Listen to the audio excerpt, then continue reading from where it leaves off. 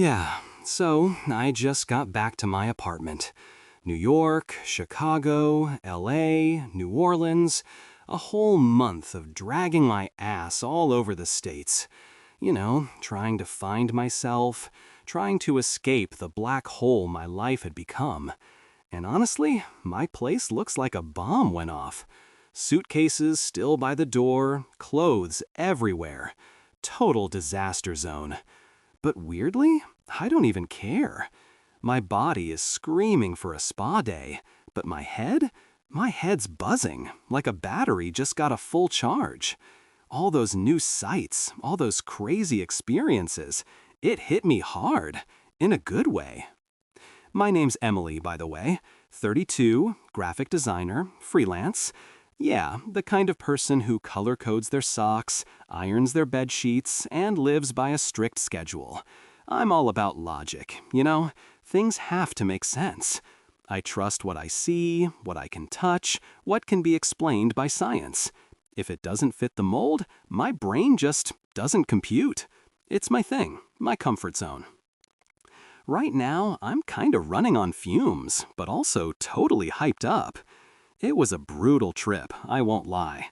My feet hate me, my back is permanently messed up, and I swear I gained 5 pounds from all the late-night pizza. But then there are the thousands, literally thousands, of photos I took. Each one a tiny piece of inspiration, a reminder of something new. It's like a fresh start, you know? A chance to rebuild, put everything back in its right place. That feeling of being in control again, man, it's addicting. So, the first thing I did, even before unpacking properly, was dive into those digital files. My laptop hummed to life, and I started the sacred ritual, sorting. This wasn't just about putting pictures into folders. This was therapy. This was me taking all the chaos of the past month, all the bay-tack I was feeling before the trip, and wrestling it into submission. Every click, every drag and drop, it felt like I was putting a piece of my life back in order. It was meditative, really. A good kind of exhaustion, the kind that feels productive. Days just melted into each other. I'd wake up, grab a coffee, and just sift. New York skyline, jazz clubs in New Orleans, the Golden Gate Bridge, the vastness of the Grand Canyon. My fingers flew across the trackpad, deleting blurry shots, color correcting, cropping. It was my happy place, my little bubble of organized bliss. Then, one afternoon, I was deep into the New York batch, scrolling through the Times Square shots. Lights, crowds, billboards, pure energy. I stopped on one particular photo. It was a wide shot, capturing the sheer madness of the place. And there, way in the background, almost swallowed by the sea of faces, there was a guy, a man. He was kinda blurry, just a shape among shapes, but something about him made me pause. His face, or what I could make out of it, there was this weird smile. Not a happy smile, not a friendly smile, just unsettling. I shrugged. "Come on, Emily," I mumbled to myself, stretching my neck. "It's frickin' New York. You literally bumped into a dozen strangers just walking down the street. It's a coincidence. Nothing. Move on." I mentally pushed the thought away, like flicking a fly. Didn't want anything messing with my zen. A few days later, I was sifting through the Chicago photos. The Bean, the architecture tours, deep dish pizza. Good times. I clicked on a picture I took from a boat tour, looking back at the city skyline. And there he was again. Not blurry this time, clear as day. The same guy. Same messy hair, same slouchy posture, same goddamn unsettling smile. My breath hitched. My fingers, which had been dancing across the keyboard, froze. My stomach did a little flip. What the actual... I started, but the words got stuck. I leaned closer to the screen, my eyes squinting. I zoomed in, maxed it out. The pixels stretched, but the face was still there. That smile. It was like he knew I'd find him, like he was smiling at me. "No way," I whispered, My voice barely a rustle. I rubbed my eyes hard, then looked again. Still there. I scrolled through other Chicago photos. He popped up in another one, standing near the Cloud Gate, pretending to look at his phone. Another one in Millennium Park, half hidden behind a tree. Okay, now this was officially getting creepy. My meticulously constructed wall of logic started to crack. My skin prickled, a faint chill running down my spine. This wasn't just a random person in the background. This was the same random person. In two completely different, massive cities. My brain, being the logic-obsessed machine it is, immediately went into overdrive. I started building what I internally called my coincidence theory. Okay, so maybe he's a fellow traveler, a hardcore backpacker, just like me, hitting all the same spots. It's possible, right? Plenty of people do that. Or maybe my brain is just playing tricks on me. Like, I saw him once, and now I'm subconsciously looking for him in every crowd. My brain just making him appear. It's a thing, right? Psychological bias or something? I even went full-on detective. I analyzed the angles, the lighting. See, Emily, I'd tell myself, pointing at the screen. Here, the sun is hitting his face differently. And this one, he's wearing a different jacket. It's just a similar-looking guy, or a trick of the light. Or maybe my old camera is just, not the best. I had this whole elaborate explanation ready, a detailed scientific breakdown to reassure myself that everything was perfectly, logically fine. Nothing to worry about, just my overworked brain. While I was doing all this detective work, trying to rationalize him away, I noticed something else. It was tiny, so tiny I almost missed it. In a few of those photos, the ones with him in the background, there was this almost microscopic pixel, like a single point of light near his head.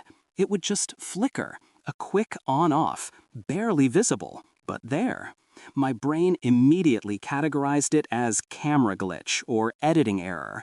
My old camera was a bit temperamental, and I did push the saturation on some of these shots a little too hard. So yeah, bug in the system, nothing weird. One evening, I was particularly annoyed with his persistent presence in a Chicago shot. I decided enough is enough. I opened my editing software, zoomed in, and painstakingly started to select the area around him, intending to just erase him, make him disappear, like he was never there. It was a tedious process, but I was determined to reclaim my photo, my memory, my control. I was maybe halfway through, my brow furrowed in concentration, when my laptop just froze. Not a normal freeze. The screen glitched, flashing a weird greenish tint for a second. The fan whirred loudly, then abruptly died down. My stomach clenched. "Oh, come on," I groaned, slapping the side of my laptop. Typical. My old clunker always had issues. I waited a few seconds, then tried clicking around. Nothing. Black screen. Then, with a soft pop, the screen came back on. But my editing software was closed. The photo was open, but he was back. All my work gone. Just like that. The man with his stupid, unsettling smile was still there, lurking in the background. I stared at it, my jaw tight. I muttered, kicking my foot against the table leg.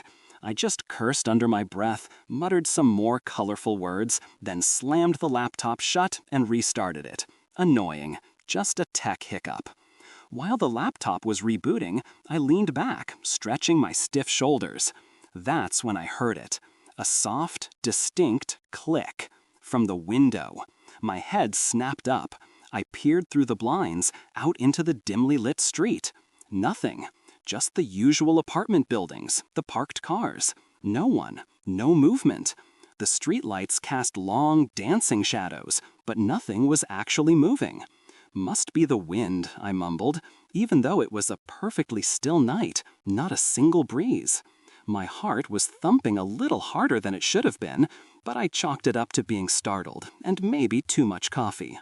Yeah, just the wind, and a faulty laptop, and a lot of coincidences. That's all it was, right?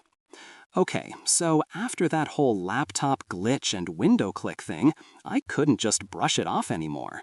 The coincidence theory I'd so meticulously built, it was starting to feel less like a solid explanation and more like a flimsy blanket I was pulling over my head, trying to hide from something I didn't want to see. The discomfort wasn't just a tiny prick anymore, it was like a dull ache sitting right behind my eyes, pushing me to find answers. I felt this weird, restless energy buzzing under my skin, like I had to know, had to figure it out. My apartment, which used to be my sanctuary of order, now felt charged. Every shadow seemed a little deeper, every creak of the old floorboards a little louder. My meticulous nature, the thing that usually kept me grounded, twisted into a frantic need to control this one thing I couldn't grasp. I was spending hours, hunched over my laptop, staring at those damn photos. Pixel by pixel, I dissected them, zooming in until my eyes burned, until the faces blurred into abstract patterns. I was looking for proof of my own sanity, proof that there was a logical explanation, anything to shut up that little voice screaming, "This is not normal, Emily." The feeling of being watched started to creep in, not just in the photos, but in my actual life. Like, I'd be making coffee and I'd suddenly get this intense urge to look over my shoulder. Or I'd be showering and the sound of the water would suddenly feel too loud, too isolated. My heart would do a little skip beat, just enough to get my attention. I'd tell myself, "Emily, mai bi huang todroi, kandien. Emily, you're getting paranoid, you crazy bitch." But it didn't help much. My brain, the one I prided myself on for being so rational, was now a battleground. Logic on one side, and this creeping dread on the other.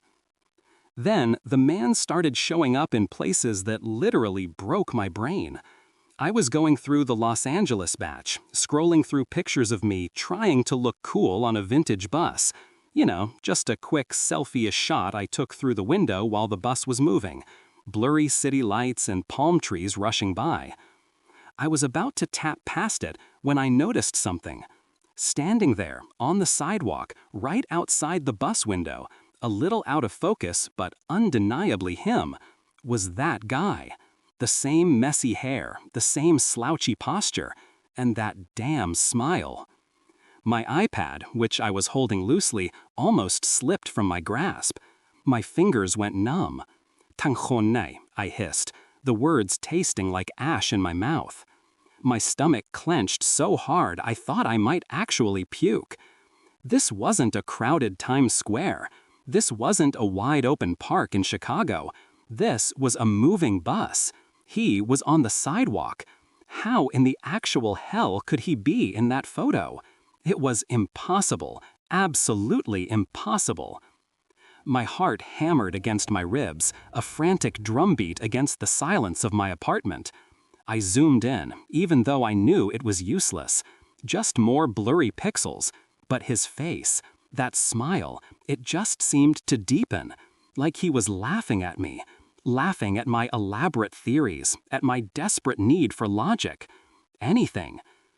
I immediately went into full-blown detective mode again, but this time it was less about rationalizing and more about desperation. I spent days, literal days, scouring the internet. Social media, obscure travel forums, Reddit threads about urban legends or creepy coincidences. I typed in every possible keyword. Man in multiple travel photos, stranger following tourist, weird smile guy. Nothing. Not a single person matching his description, not a single story even remotely similar. It was like he didn't exist outside of my pictures. I even did something I'd sworn I never would. I took one of the blurrier photos of him, cropped it down, and posted it anonymously on a missing persons Facebook group. Just a long shot, you know? "Hey, anyone recognize this guy? Seen him around?" I wrote, trying to sound casual, like I was just helping out. But deep down, I was hoping for a miracle. Hoping someone would say, "Oh, that's Uncle Jerry, he's a huge traveler." Or, "That's Bob, he always pops up in the weirdest places." No. Silence. Not a single comment, not a single share. Just my post, floating in the digital void, a testament to my growing panic. My coincidence theory was starting to feel heavy, like a lead weight tied to my ankles. It was so intricate now, so full of ifs and buts and maybe this is just a trick of the light, that it was exhausting to even think about. I knew deep down that it was becoming too convoluted, too forced. But I couldn't stop. I couldn't just let go. Because if I stopped trying to explain it, if I admitted that there was no logical answer, then what? Then it meant something. Something I didn't want to face. I couldn't let something so utterly, blatantly illogical haunt me like this. My control, my carefully constructed world, was slipping through my fingers. One night, the thoughts just wouldn't shut up. It was probably 3 in the morning, and I was staring at the ceiling, my eyes wide open. I grabbed it, my fingers fumbling. I scrolled to Sarah's contact, my best friend, my rock. I typed out a message, trying to make it sound light, even funny, trying to make myself believe it was just a joke. "Hey, con dien," I typed. "Tao nói cái này mày đừng cười nha. Tao nghĩ tao có stalker đó." Hey, idiot, don't laugh, but I think I have a stalker. Then I launched into the whole story, about the Times Square photo, then Chicago, then the LA bus. I even added a few exaggerated details, trying to make it sound like a funny, crazy travel anecdote. Kiểu như, "Mẹ nó, thằng này chắc là fan cứng của tao hay gì đó, theo tao khắp nước Mỹ luôn, đủ má, chắc nó thích cái áo hoodie tao mặc ở Chicago á." Like, damn, this guy must be my superfan or something, following me all over the States. Holy shit, maybe he liked the hoodie I wore in Chicago. I made sure to downplay the chilling smile, the impossibleness of it all. I needed her to laugh, to tell me I was being ridiculous. I needed to hear it from someone else, to make it real. Sarah replied about 10 minutes later. Her message was short, blunt, and totally Sarah. "Mày uống rượu ít thôi, Emily. Mày về đến nhà rồi, an toàn rồi." "Drink less, Emily. You're home, safe." I stared at her text. "An toàn rồi, safe." She said it like it was a fact, but she didn't know. She didn't know how I was feeling. She didn't know I was scared shitless. And I couldn't tell her, not really. How do you explain something that makes no sense to a person who expects logic? I just put my phone down, the screen dark, and closed my eyes, wishing I could actually sleep. But sleep didn't come. My mind just kept replaying the images. And then, the true horror started to sink in even deeper. I was looking at 2 photos side by side, both taken in New Orleans, near the French Quarter. Both were taken maybe 5-10 minutes apart. One, I was standing by a streetcar stop. The man was clearly in the background, leaning against a lamppost. That smile. The second one, just a few minutes later, I'd walked a block, took a picture of a jazz band playing on the corner. And there he was again, but not where he was before. He was now further down the street, almost at the next intersection, still with that damn smile.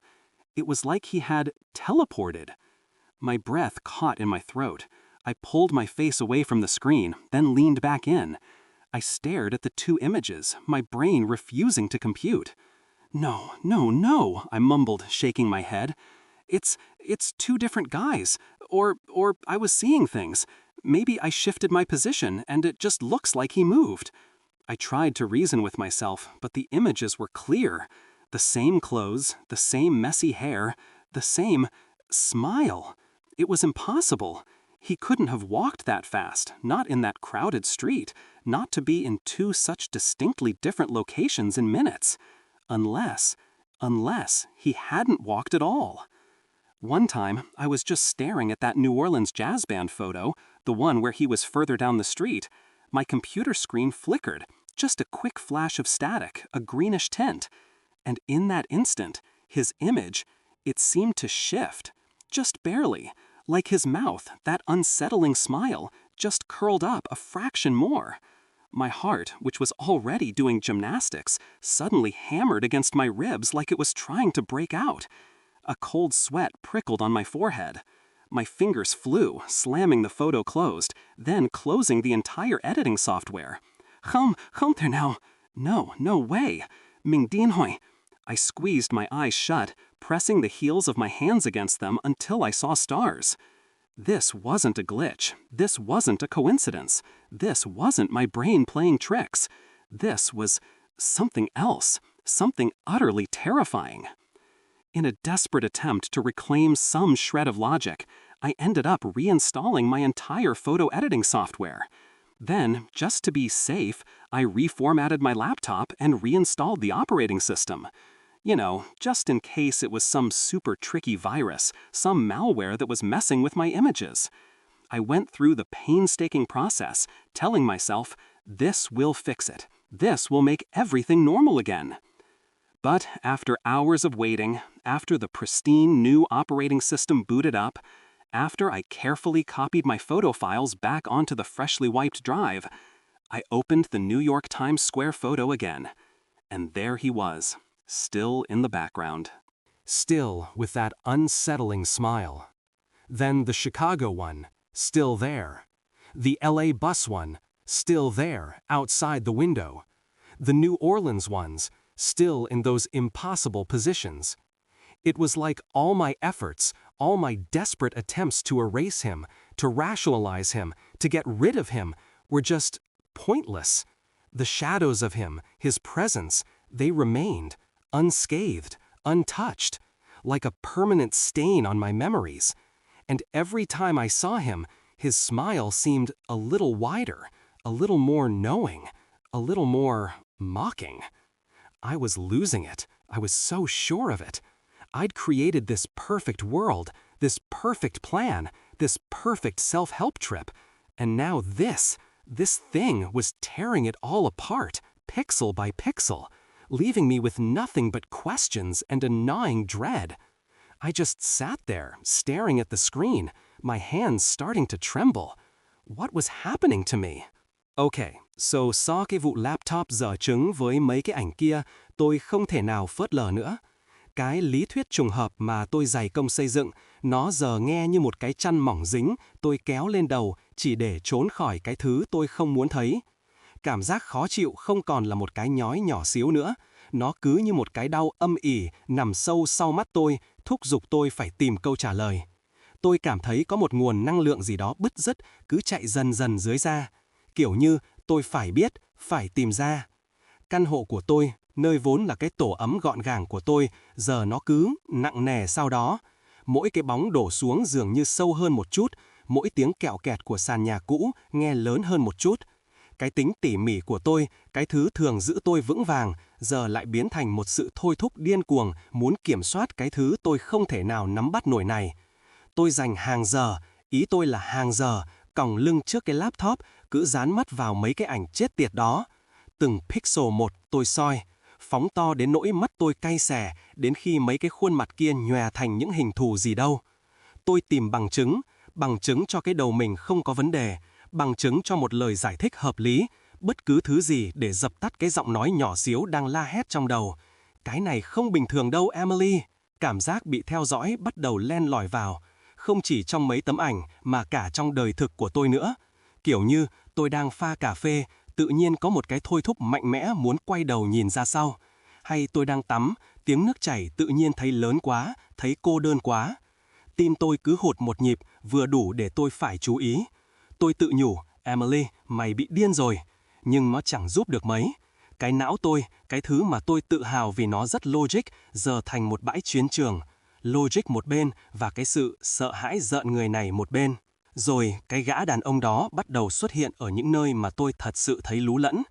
Tôi đang xem đống ảnh chụp ở Los Angeles, lướt qua mấy bước tôi cố gắng tỏ ra ngầu trên một chiếc xe buýt cổ điển. Kiểu như một selfie nhanh tôi chụp qua cửa sổ lúc xe đang chạy, đèn phố nhòe nhoẹt và mấy cây cọ lướt qua. Tôi định lướt qua nó thì tôi thấy một cái gì đó. Đứng đó, trên vỉa hè, ngay bên ngoài cửa sổ xe buýt, hơi mờ một chút nhưng chắc chắn là hắn, là cái gã đó. Vẫn cái mái tóc bù xù đó, vẫn cái dáng đứng hơi khòm đó, Và cái nụ cười chết tiệt đó, cái iPad tôi đang cầm lỏng tay suýt nữa thì rơi. Các ngón tay tôi tê dại. Thằng khốn này, tôi rứt lên, lời nói như có vị tro bụi trong miệng. Bụng tôi co thắt lại mạnh đến nỗi tôi nghĩ mình có thể ói ra thật. Đây không phải cái quảng trường thời đại đông nghịt người. Đây không phải một công viên rộng lớn ở Chicago. Đây là một chiếc xe buýt đang chạy. Hắn đứng trên vỉa hè. Làm thế quái nào hắn lại có mặt trong bức ảnh đó? Điều đó không thể nào, tuyệt đối không thể nào. Tim tôi đập thình thịch trong lồng ngực, một tiếng trống dồn dập trong sự tĩnh mịch của căn hộ. Tôi phóng to ảnh dù biết là vô ích, chỉ toàn là những pixel mờ ảo hơn, nhưng khuôn mặt hắn, cái nụ cười đó, nó cứ như sâu hơn một chút. Như thể hắn đang cười nhạo tôi, cười nhạo những lý thuyết phức tạp của tôi, cười nhạo sự khao khát logic đến tuyệt vọng của tôi. Tôi lập tức biến thành thám tử lần nữa, nhưng lần này ít phải lý giải hơn mà là sự tuyệt vọng nhiều hơn.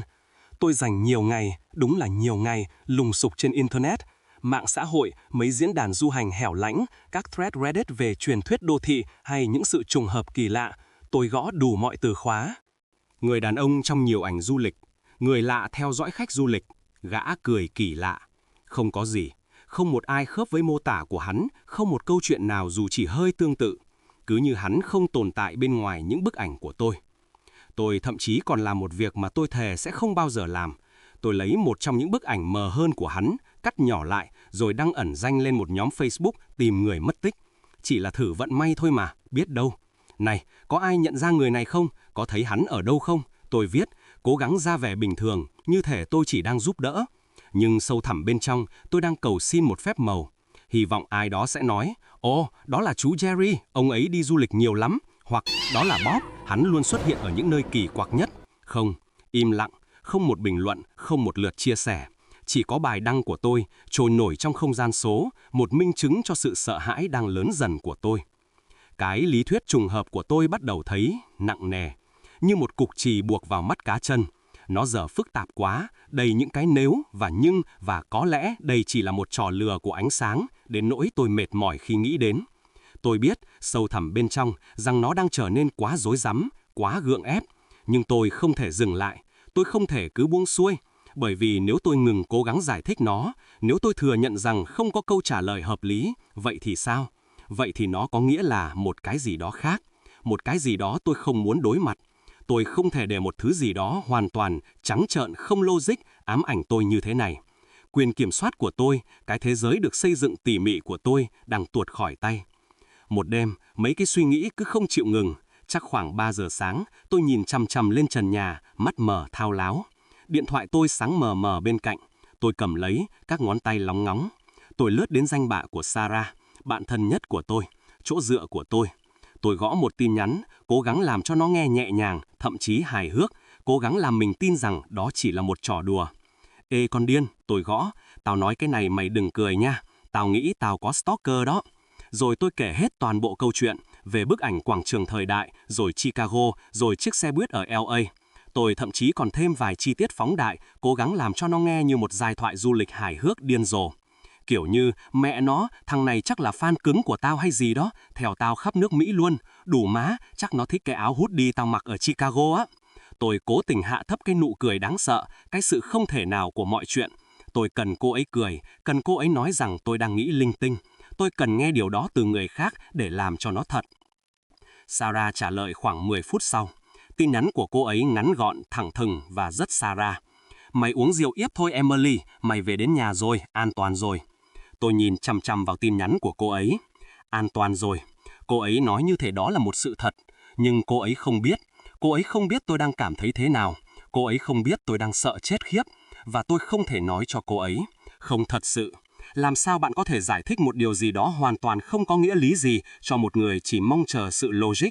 Tôi chỉ đặt điện thoại xuống, màn hình tối đen và nhắm mắt lại, ước gì mình có thể thật sự ngủ. Nhưng giấc ngủ không đến, đầu óc tôi cứ tua đi tua lại những hình ảnh. Và rồi, cái sự kinh hoàng thật sự bắt đầu thầm sâu hơn nữa. Tôi đang nhìn hai bức ảnh đặt cạnh nhau, cả hai đều chụp ở New Orleans, gần French Quarter. Cả hai đều chụp cách nhau khoảng 5-10 phút gì đó. Một bức, tôi đứng gần trạm xe điện, người đàn ông rõ ràng ở hậu cảnh, dựa vào cột đèn, cái nụ cười đó. Bức thứ hai, chỉ vài phút sau, tôi đã đi bộ một dãy phố, chụp một bức ảnh một ban nhạc jazz đang chơi ở góc đường. và hắn lại ở đó. Nhưng không phải ở vị trí cũ, hắn giờ ở xa hơn một chút xuống phố, gần như ở ngã tư tiếp theo, vẫn với cái nụ cười chết tiệt đó. Cứ như hắn đã dịch chuyển tức thời. Hơi thở tôi mắc kẹt trong cổ họng, tôi kéo mặt ra khỏi màn hình rồi lại cúi vào. Tôi nhìn chằm chằm vào hai bức ảnh, não tôi từ chối xử lý thông tin. Không, tôi lầm bầm lắc đầu. Đó là hai gã khác nhau, hoặc mình nhìn nhầm, có lẽ mình đã đổi vị trí và nó chỉ trông như hắn di chuyển thôi. Tôi cố gắng lý luận với bản thân, nhưng những hình ảnh rất rõ ràng. Cùng bộ quần áo, cùng mái tóc bù xù, cùng nụ cười. Không thể nào, hắn không thể đi nhanh như vậy, không trong con phố đông đúc đó, không thể ở hai vị trí khác biệt rõ ràng trong vài phút, trừ khi hắn không đi bộ chút nào. Một lần, tôi cứ nhìn chằm chằm vào bức ảnh ban nhạc jazz ở New Orleans đó, cái bức mà hắn đứng xa hơn xuống phố. Màn hình máy tính tôi nhấp nháy, chỉ một chớp tĩnh điện nhanh, một màu xanh lá cây nhạt. Và trong khoảnh khắc đó, hình ảnh hắn dường như dịch chuyển, chỉ một chút thôi, như cái miệng hắn, cái nụ cười đáng sợ đó, chỉ cong lên một chút xíu nữa. Tim tôi, vốn đã đập như chạy marathon, bỗng đập thình thịch trong lồng ngực như muốn vỡ tung. Mồ hôi lạnh dịn ra trên trán. Các ngón tay tôi bay loạn xạ, đóng sầm bức ảnh lại, rồi đóng luôn toàn bộ phần mềm chỉnh sửa. Không thể nào. Mình điên rồi. Giọng tôi nhỏ đến nỗi gần như không nghe thấy. Tôi nhắm chặt mắt, dùng lòng bàn tay ấn mạnh vào mắt, đến nỗi tôi thấy sao bay lượn. Đây không phải là một lỗi máy tính, đây không phải là sự trùng hợp, đây không phải là não tôi đang chơi khăm. Đây là một thứ gì đó khác, một thứ gì đó hoàn toàn đáng sợ. Trong một nỗ lực tuyệt vọng để giành lại chút lý trí, tôi rốt cuộc đã cài đặt lại toàn bộ phần mềm chỉnh sửa ảnh của mình. Rồi, chỉ để an toàn, tôi định dạng lại laptop và cài đặt lại hệ điều hành. Kiểu như chỉ phòng trường hợp nó là một loại virus siêu khó chịu nào đó, một phần mềm độc hại nào đó đang phá hoại hình ảnh của tôi. Tôi đã trải qua quá trình tỉ mỉ đó, tự nhủ, cái này sẽ sửa được, cái này sẽ làm mọi thứ bình thường lại. Nhưng sau hàng giờ chờ đợi, sau khi hệ điều hành mới tinh khởi động, sau khi tôi cẩn thận sao chép các tệp ảnh của mình trở lại ổ đĩa vừa được xóa sạch, tôi lại mở bức ảnh quảng trường thời đại ở New York, và hắn vẫn ở đó, vẫn ở hậu cảnh, vẫn với cái nụ cười đáng sợ đó. Rồi bức ảnh Chicago vẫn ở đó, bức ảnh xe buýt ở LA vẫn ở đó, bên ngoài cửa sổ. Mấy bức ảnh New Orleans vẫn ở những vị trí không thể nào đó. Cứ như mọi nỗ lực của tôi, mọi cố gắng tuyệt vọng của tôi để xóa hắn đi, để hợp lý hóa hắn, để tống khứ hắn đi, đều chỉ là vô ích. Cái bóng của hắn, sự hiện diện của hắn, chúng vẫn còn đó, không hề hấn gì, không hề bị đụng chạm, như một vết bẩn vĩnh viễn trên những ký ức của tôi. Và mỗi khi tôi thấy hắn, nụ cười của hắn dường như rộng hơn một chút, như hiểu biết hơn một chút, như chế giễu hơn một chút. Tôi đang mất kiểm soát rồi, tôi chắc chắn là vậy. Tôi đã tạo ra một thế giới hoàn hảo này, một kế hoạch hoàn hảo này, một chuyến đi tự giúp bản thân hoàn hảo này. Và giờ, cái thứ này đang xé toạc tất cả, từng pixel một, để lại cho tôi không gì ngoài những câu hỏi và một nỗi sợ hãi gặm nhấm. Tôi chỉ ngồi đó, nhìn chằm chằm vào màn hình, tay tôi bắt đầu run rẩy. Chuyện gì đang xảy ra với tôi vậy? Và đó là lý do vì sao tôi quyết định gọi Sarah. Tôi cần một ai đó để nói chuyện, một người bạn, một người sẽ lắng nghe tôi kể cái lý thuyết điên rồ cuối cùng của tôi. Cái lý thuyết mà tôi đã bám víu như một kẻ chết đuối bám phao. Tôi cần một sự khẳng định, cần một giọng nói ngoài kia, nói rằng tôi vẫn ổn, mọi thứ đều có lời giải thích. Tôi mời Sarah đến căn hộ của tôi. Ê còn điên, tôi bắt đầu, khi cô ấy vừa bước vào và ném cái túi xách xuống ghế sofa. Mày phải nghe tao giải thích cái này, nghe xong rồi hãy phán xét nha. Tôi cố gắng nhé mép cười, nhưng môi tôi run rẩy. Tôi kéo Sarah đến trước cái tivi màn hình lớn trong phòng khách, nơi tôi đã kết nối laptop. Hàng chục bức ảnh từ chuyến đi của tôi trải dài trên màn hình, từng cái một đều có hắn. Tôi bấm nuốt, lướt qua nhanh chóng.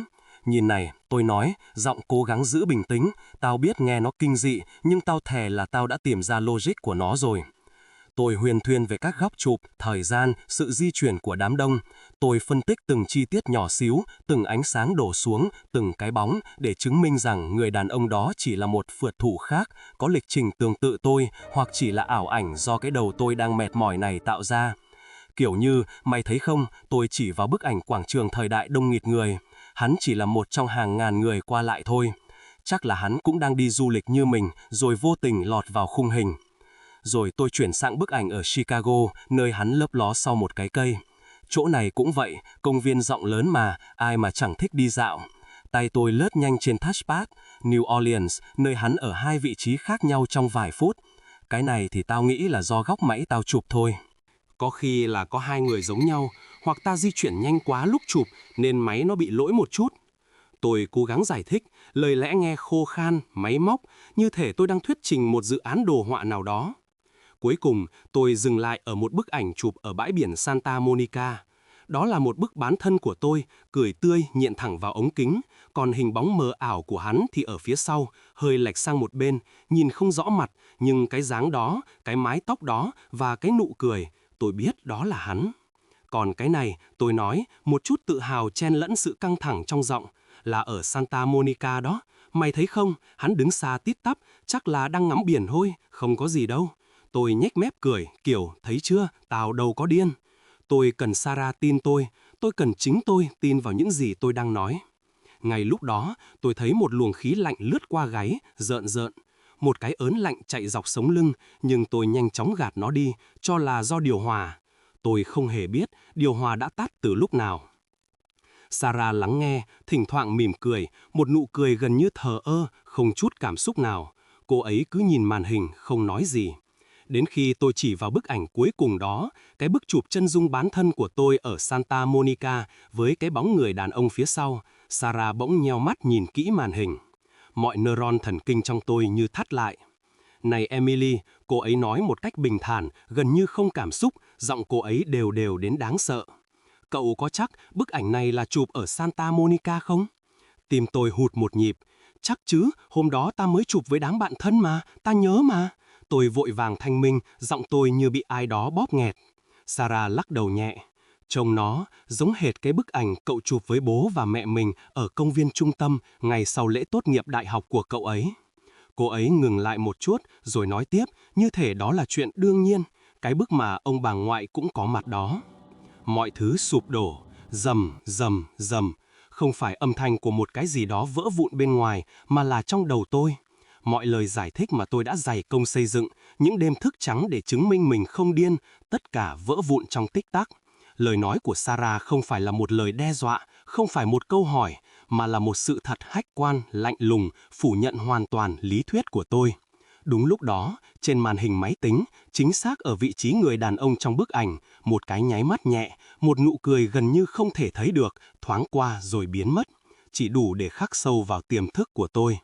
Người đàn ông đó không chỉ theo dõi tôi trong chuyến đi, hắn đã ở đó, ở một trong những khoảnh khắc quan trọng nhất, hạnh phúc nhất của cuộc đời tôi. Một ký ức mà tôi đã tin là hoàn toàn an toàn, là bất khả xâm phạm. Tôi nhìn chằm chằm vào bức ảnh, cái bức ảnh tốt nghiệp của tôi. Hắn ở đó, cái nụ cười đó, nó không hề vô hại, nó đã ở đó từ rất lâu rồi. Rồi từ từ, từng chút một, tôi ngước mắt lên, nhìn vào khoảng trống trước mặt, ký ức tôi vỡ vụn thành từng mảnh. Không còn là sự trùng hợp, không còn là một phượt thủ, không còn là lỗi nhận thức. Vậy thì hắn là ai? Và hắn đã ở đó từ bao giờ? Hắn muốn gì? Cảm giác bị theo dõi, bị xâm phạm, bị thao túng bao trùm lấy tôi. Mẹ kiếp, tôi thì thầm, giọng tôi nghẹn lại. Thằng khốn, hắn đã ở đó, hắn ở đó cả lúc mình hạnh phúc nhất. Vậy thì, hắn là ai? Hắn muốn gì? Liệu hắn có đang ngay đây không? Ngay sau khi câu hỏi cuối cùng vang lên trong đầu tôi, một tiếng cạch nhỏ khô khóc vang lên từ phía cửa phòng ngủ của tôi. Tôi đứng chôn chân, mắt dán chặt vào khoảng trống trước mặt, không dám hít thở, không dám quay đầu lại. Tôi biết, hắn ở